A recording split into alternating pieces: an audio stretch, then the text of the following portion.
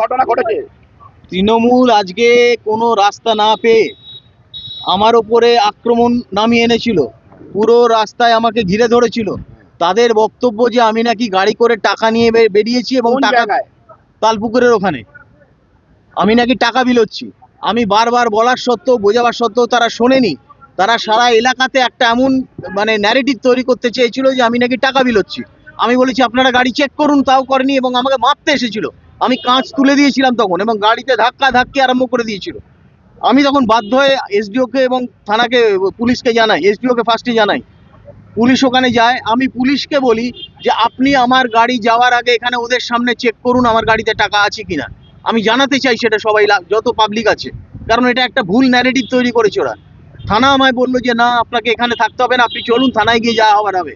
আমি থানায় এসেছি, আমি এখনো পর্যন্ত গাড়িতে বসে আছি, আমি গাড়ি থেকে নামিনি। আমি চাই ইলেকশন কমিশনের লোক আসুক, থানার পুলিশ অফিসার আসুক, আমার গাড়ি আগে চেক হবে, তবে আমি এখান থেকে যাব। তা নইলে আমি সারা রাত এখানে থাকবো। এই ভুল ন্যারেটিভ তৃণমূল যেটা ক্রিয়েট করছে, এটা একদম মিথ্যে। এই ব্যাপারটাকে মানুষের মধ্যে ভুল বোঝাবার চেষ্টা হচ্ছে। আমি কোনো টাকা নিয়ে কোথাও যাইনি। আর 2 নম্বর কথা হচ্ছে যে আমি ইলেকশন আওয়ার পেরিয়ে যাবার পর রাস্তায় বেরোতে পারবো না, এটা কোন আইনে আছে আমি দেখতে চাই। আমি তো একা, আমার সঙ্গে 2-3 জন খালি আছে, আর কেউ নেই। আমার কাছে কোনো ফ্ল্যাগ নেই, আমি কোনো প্রচারে নেই, আমি কিছুতেই নেই। তো আমি কি রাস্তায় ঘুরতে পারি না নাকি? আমাকে ইলেকশন কমিশন এসে জানাক কোনো নিয়ম দেখিয়ে যে হ্যাঁ আমি ঘুরতে পারি না, আমি সেটা মেনে নেবো। ওদের দাবি বিকেল 5টার পর প্রচার হয় না এবং ক্লাবে গিয়ে প্রচার করে না, আমিও জানি প্রচার হয় না, কিন্তু ওদের প্রমাণ করতে হবে যে আমি প্রচার করেছি। আমি কোথাও প্রচার করিনি। আমাকে থ্রেট করা হয়েছে, আমার কাছেও ভিডিও আছে। ওদেরই একজন, এবং যাদের যাদের যাদের নাম আমি এখানে থানায় পাঠিয়েছিলাম, থানার অফিসার এখনো তাদের এগেনস্টে কোনো অ্যাকশন নেয়নি। আমি 4-5টা নাম পাঠিয়েছি ওখানকার ছেলেদের, তাদের এগেনস্টে থানার অফিসার এখনো অ্যাকশন নেয়নি। এবার আমি বাধ্য হবো, আমার গাড়িটাকে চেক হোক, তারপর আমি গিয়ে এফআইআর করতে বাধ্য হবো। আপনার সাথে একটা লাল গাড়ি ছিল, সেই আমি লাল গাড়ি কি কালো গাড়ি জানি না, সেটা যদি থাকে তারা দেখে নিক না। তারা দেখেনি, সেটা আমার দায়িত্ব নয়। ওরা আমার গাড়িতে এসে অ্যাটাক করেছে, বলেছে আপনার গাড়িতে টাকা আছে। নির্বাচন কমিশনারকে লিখিত অভিযোগ করেছেন? আমি কি গাড়িতে আছি, আমি কোত্থেকে নির্বাচন কমিশনে লিখিত অভিযোগ করব?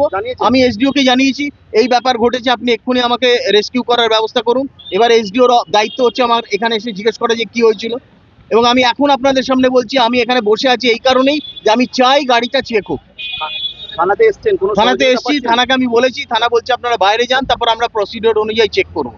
যতক্ষণ না থানাতে গাড়িটা নিয়ে ঢুকেছিলেন? আর ঢুকেছিলাম চেক করানোর জন্য। সেটা কি হলো? হয়নি চেক, ওরা করেনি। ওরা বললো বাড়ি বাইরে বার করুন, আমরা প্রসিডিওর, ওরা নিজের ঘাট থেকে ঝেড়ে দিতে চাই। ততক্ষণে তো আপনার তো অনেক কিছু মানে মানে মিসিং হয়ে যেতে পারে।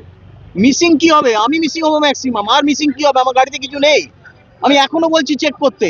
আমি চাই প্রেসের সামনে চেক হোক। আমার যদি সততা না থাকতো তাহলে আমি এই কথাটা প্রেসের সামনে বলে ওদেরকে চেক করাতে বলতাম? আমি তো এখনো বলছি চেক করুন আপনারা। আপনি কি করবেন এখন? আমি দাঁড়িয়ে থাকবো যতক্ষণ না আমার গাড়ি চেক হচ্ছে।